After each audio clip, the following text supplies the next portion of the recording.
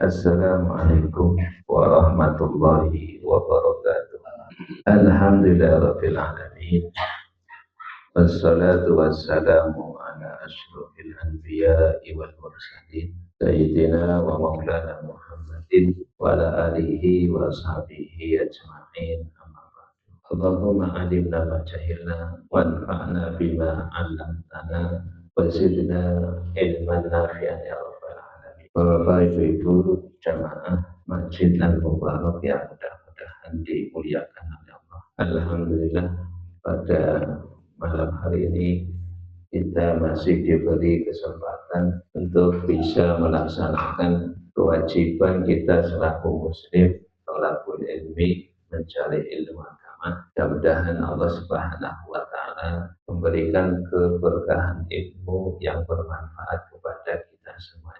Kita lanjutkan pembahasan hadis-hadis Nabi Muhammad SAW di dalam kitab Bulughul Maram. Kita memasuki bab yang baru, yaitu babu sholatit tatawwu'i, bab yang menerangkan tentang sholat sunnah, dinamakan tatawwu atau sholat sunnah atau sholat nafilah.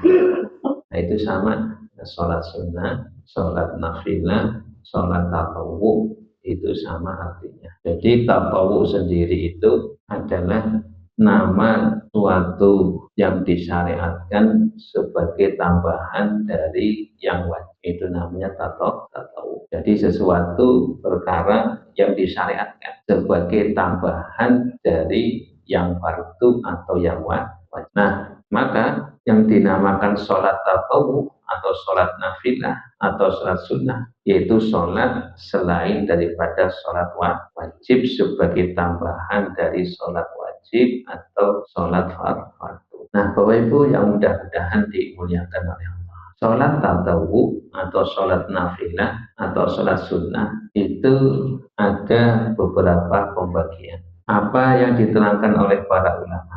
Pembagian para ulama yang berkaitan dengan sholat sunnah. Yang pertama, sholat tatawwu atau sholat nafilah yang disyariatkan untuk dilakukan secara berjamaah. Jadi sholat tatawwu atau sholat nafilah yang disyariatkan dilakukan dengan berjamaah, seperti sholat tarawih, seperti sholat istisqa. Ini sholat sunnah, sholat tatawwu, dan disyariatkan dikerjakan secara berjamaah. Kemudian yang kedua, sholat tatawwu yang tidak disyariatkan dilakukan secara berjamaah. Jadi ada sholat sunnah yang tidak disyariatkan dilakukan secara berjamaah. Apa? Sholat istikharah. Nah, seperti sholat apa? Istikharah. Itu tidak disyariatkan untuk apa? Berjamaah. Nah, kemudian yang ketiga, sholat sunnah atau sholat tatawwu yang mengikuti sholat fardu. Jadi ada sholat tatawwu yang mengikuti sholat 5 waktu, sholat fardu. Nah, ini dinamakan dengan sholat sunnah rawatib. Jadi ada sholat sunnah yang mengikuti sholat wajib, namanya sholat sunnah rawatib. Nah, kemudian yang keempat, sholat tatawwu atau sholat sunnah yang tidak mengikuti sholat fardu. Ya, jadi sholat sunnah atau sholat tatawwu yang tidak mengikuti sholat fardu. Contohnya apa? Sholat sunnah duha. Ya, sholat sunnah duha kan tidak ada yang diikuti. Nah itu, jadi ada sholat sunnah yang tidak mengikuti sholat sunnah, sholat fardu. Nah seperti sholat duha.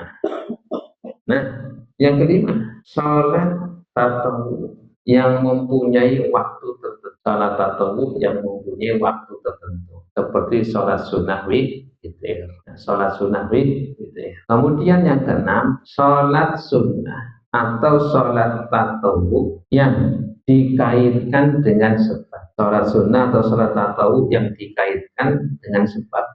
Jadi ada sebab. Seperti apa? Tahiyat masjid. Ya, tahiyatul masjid.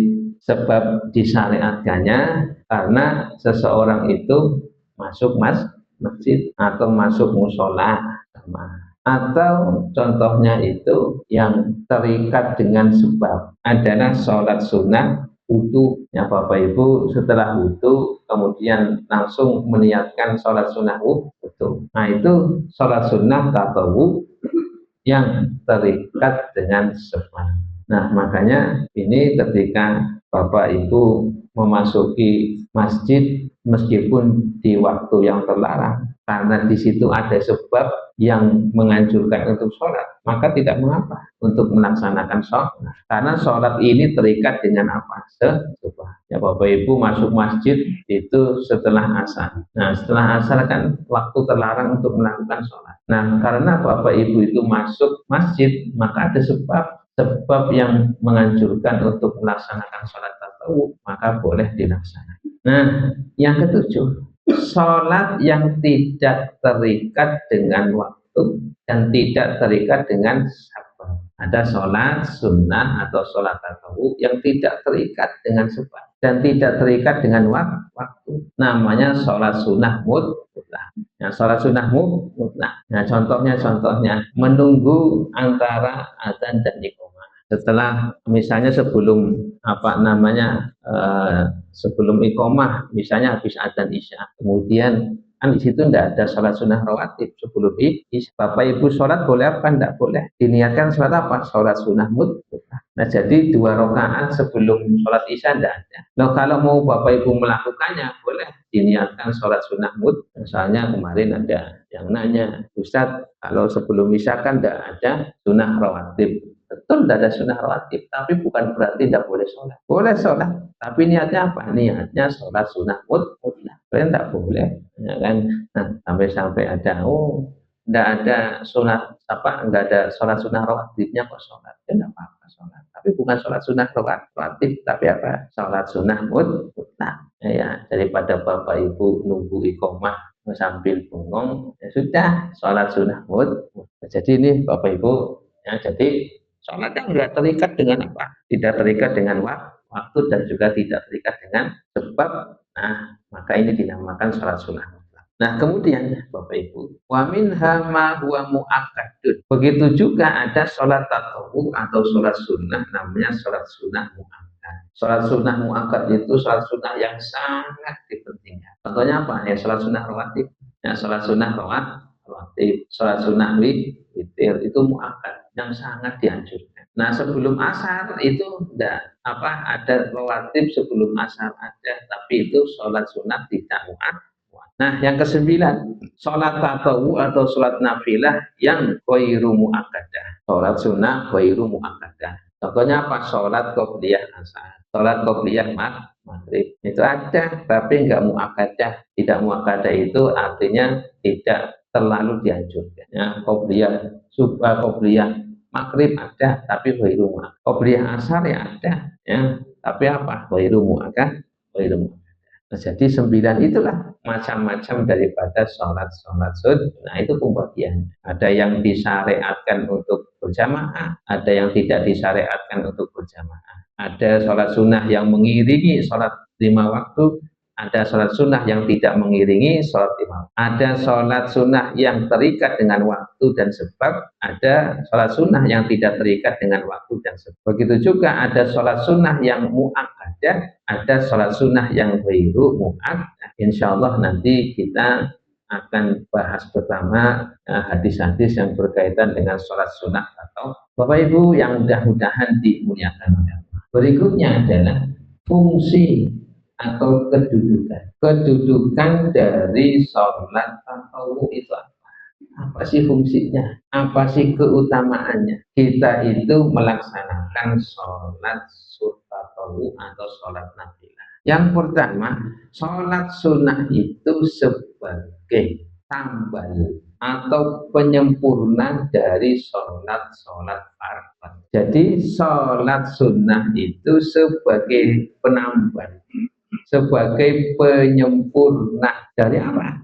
Dari sholat fardu. Nah, ini ada hadis dari Nabi Muhammad sallallahu alaihi wasallam. Nabi mengatakan inna awwala ma yuhasabu bihin nasu yaumal qiyamati minas shalah. Kata Nabi, sesungguhnya amalan yang pertama kali seorang hamba itu dihisab pada hari kiamat itu adalah sholat. Jadi yang dihisab dari amal kita nanti yang pertama adalah sholat kita. Dari akil balik sampai kita wafat itu nanti dihisab. Dihisab itu ya dihitung. Ya, dihisab itu dihitung. Nah, kemudian Nabi mengatakan, yaqulu rabbuna azza wa jalla li malaikatihi. Allah Subhanahu wa taala ketika itu mengatakan kepada para malaikat, unduru fi sholati abdi atammaha au naqasaha. Allah mengatakan kepada para malaikatnya, coba lihat bagaimana sholatnya hambaku ini. Apakah dia menyempurnakan sholatnya atau dia itu apa? Tidak sempurna sholat. Fa'in kana tamatan kutibat lahu tamatan. Jika sholatnya itu sempurna, maka akan ditulis sempurna. Kalau sholat fardu kita sempurna, maka akan ditulis sempurna.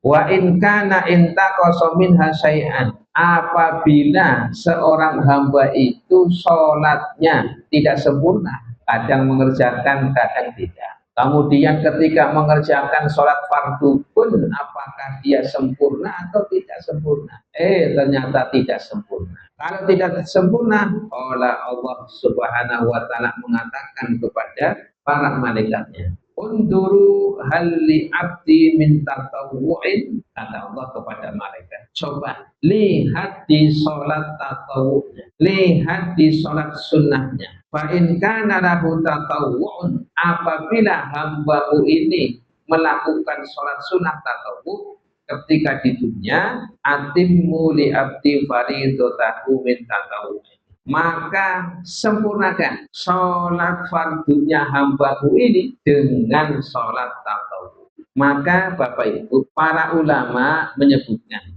tentang hadis ini, hadis yang diriwayatkan oleh Imam Abu Dawud. Apa yang dimaksud menyempurnakan? Apakah menyempurnakan sholat fardu yang ditinggalkan atau menyempurnakan sholat fardu yang dikerjakan tidak dengan khusyuk? Ya kan? Yang dimaksud menyempurnakan artinya sholat tatawu itu menyempurnakan sholat fardu. Apa maksud dari menyempurnakan? Apakah menyempurnakan sholat fardu artinya menambah sholat fardu yang ditinggalkan atau sebagai penyempurna dari sholat fardu yang dikerjakan tidak dengan khusyuk? Maka para ulama mengatakan bisa dua-duanya. Bisa menyempurnakan sholat fardu kita yang tidak khusyuk, begitu juga menyempurnakan sholat fardu kita yang dulu pernah kita tinggal.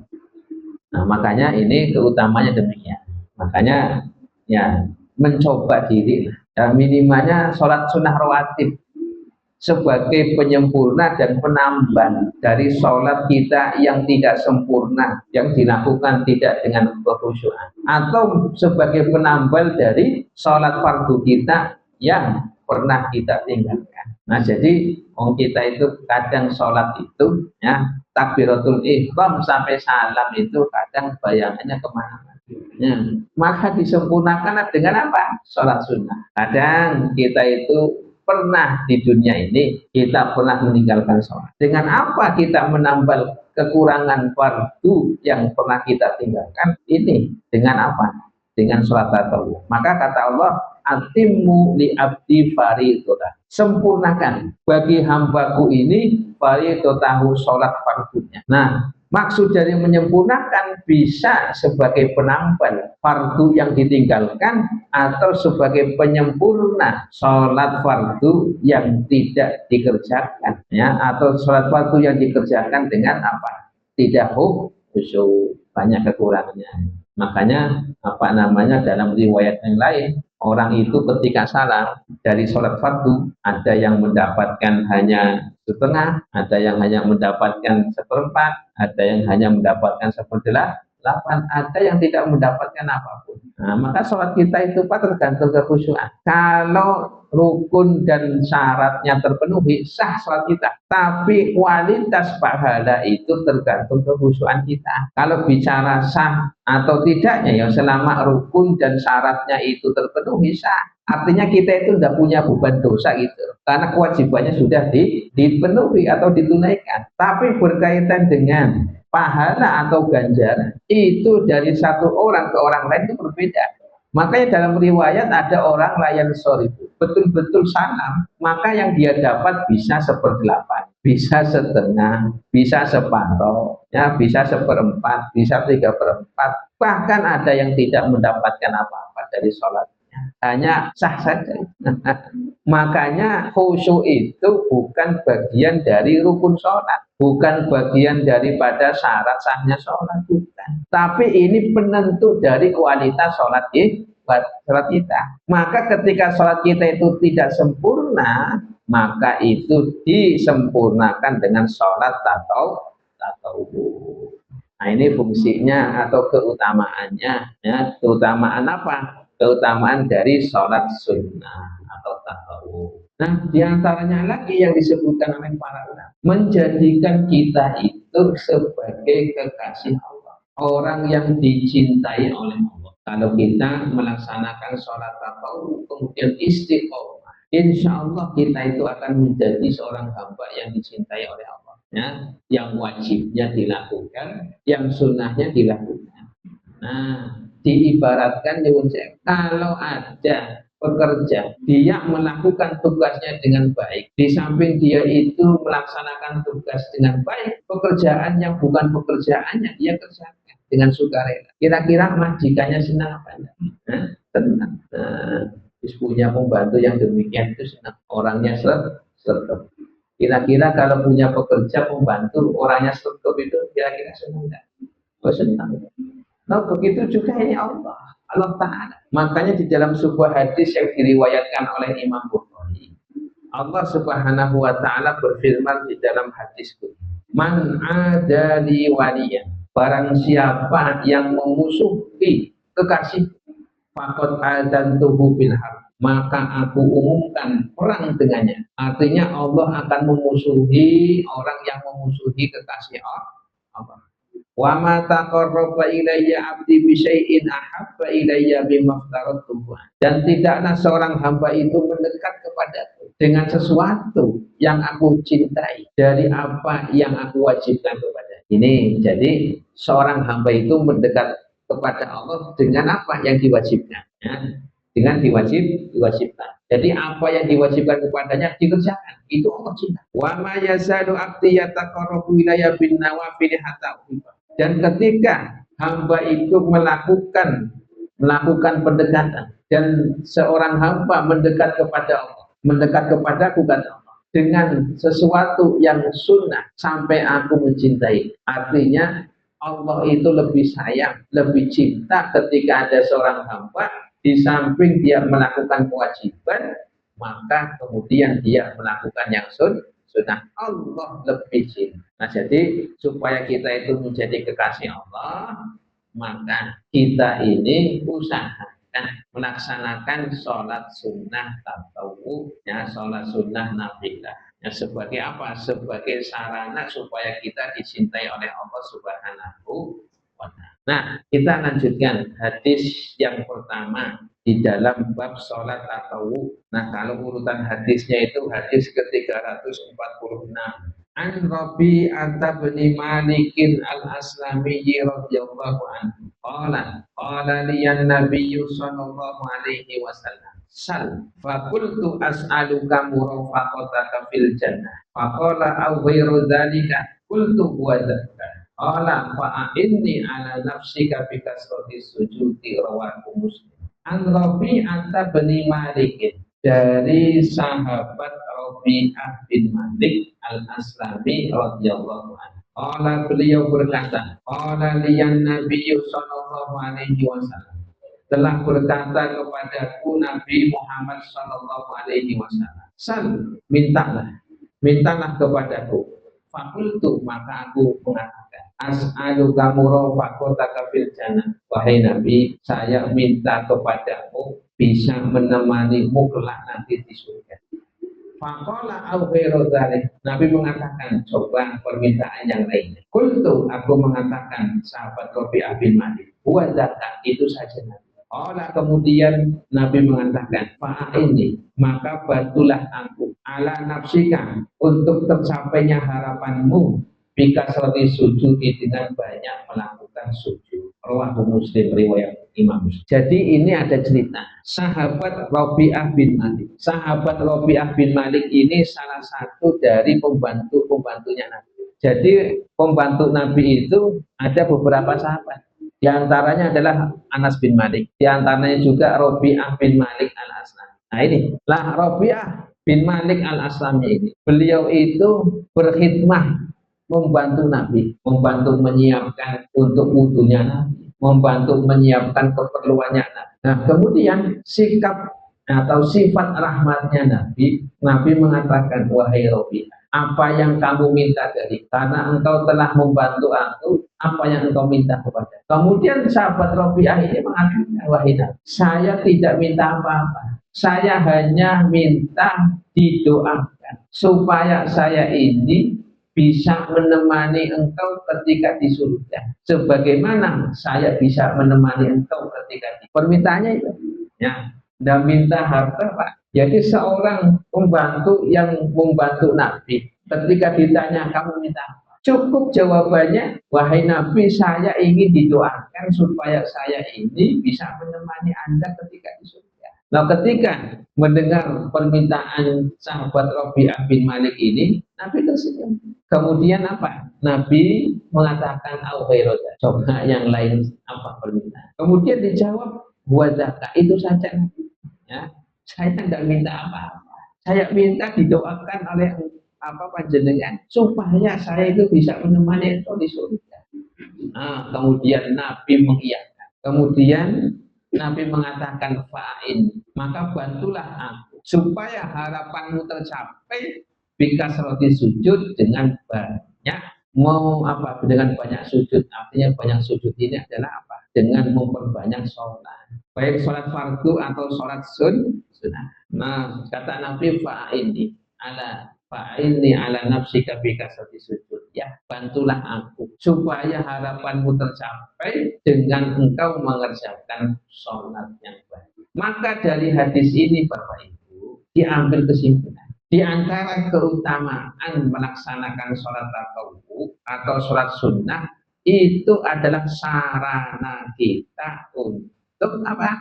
Untuk masuk surga. Jadi sarana wasilah kita itu untuk masuk surga banyak sholat, memperbanyak sholat sunnahnya. Sholat sunnah yang tadi sudah disebutkan macam-macam. Nah, minimalnya sholat sunnah rawatib. Kalau kita belum bisa sholat sunnah yang lainnya, ya sudah minimalnya sholat sunnah rawatib itu dilaksanakan. Nah, kalau bisa tambah qiyamul lail. Nah, jadi hadis ini menunjukkan apa? Di antara keutamaan sholat sunnah adalah wasilah kita untuk masuk surganya Allah Subhanahu wa Ta'ala. Yang kedua, Bapak Ibu yang mudah-mudahan dimuliakan oleh Allah Subhanahu wa Ta'ala, hadis ini menunjukkan bolehnya minta didoakan oleh orang lain. Ya, jadi kita itu minta didoakan kepada orang lain itu boleh. Yang misalnya ada orang soleh, kita minta didoakan, boleh nggak boleh? Ada orang mau berangkat haji, ya, atau berangkat umroh, ya sowan, kemudian titip doa, itu nggak apa-apa. Nah, ada cerita, ada orang mau berangkat haji. Nah, kemudian ketika berangkat haji ada yang banyak titip doa. Ini gimana Ustaz? Saya baca satu persatu. Apa Anda usah?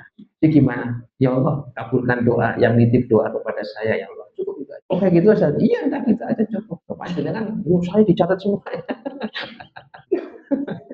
Jadi doa setiap ada orang sopan itu apa? Minta doa ini. Bingung Ustaz saya Ustaz. Sudah cukup ini aja. Gimana doanya Ustaz? Gampang. Di depan Ka'bah ibu doa aja. Ya Allah, kabulkanlah doa orang-orang yang nitip doa kepadaku ya Allah. Cukup. Itu aja Ustaz. Ya cukup. Nah, ya, daripada dibaca satu persatu, baru doa itu. Saya nanya, lo kapan jenengan itu sempat doa? Coba, mau di mana coba? Mau di tawaf itu? Oh, tawaf itu apalagi kalau haji, tidak bisa itu. Gimana Ustaz? Cukup doa itu aja. Itu, iya. Terus kalau pulang dari haji biasanya atau minta didoain. Nah, doanya apa Ustaz? Doanya, ya gampang saja. Ya Allah, mudah-mudahan tamu-tamu saya bisa berangkat ya Allah. Itu aja. Itu aja Ustaz. Iya. Tapi ada yang doanya panjang itu nggak usah panjang-panjang ya. Itu orang umum mau dituliskan doa yang panjang itu tidak perlu itu. Gitu. Oh, iya, dia mau bawa catatan doa-doa yang nitip, gitu kan. Tapi tidak ada urusan, nanti nggak sempet, pokoknya nggak sempet itu. Pokoknya sempetin di depan Ka'bah, udah cukup ucap itu aja cukup, insya Allah. Nggak usah doa-doa yang titip itu, si fulan doanya ini, si fulan mintanya ini, nggak usah. Jadi boleh ya minta didoakan orang itu boleh itu. Apalagi orang yang soleh, orang yang mau berangkat haji, ya kita manfaatkan barokah tempatnya itu tidak masalah. Nah, taib itu saja bisa saya sampaikan. Mudah-mudahan bermanfaat. Saya akhiri subhanallahumma bihamdika asyhadu an la ilaha illa anta astaghfiruka wa atubu ilaik. Assalamualaikum warahmatullahi wabarakatuh.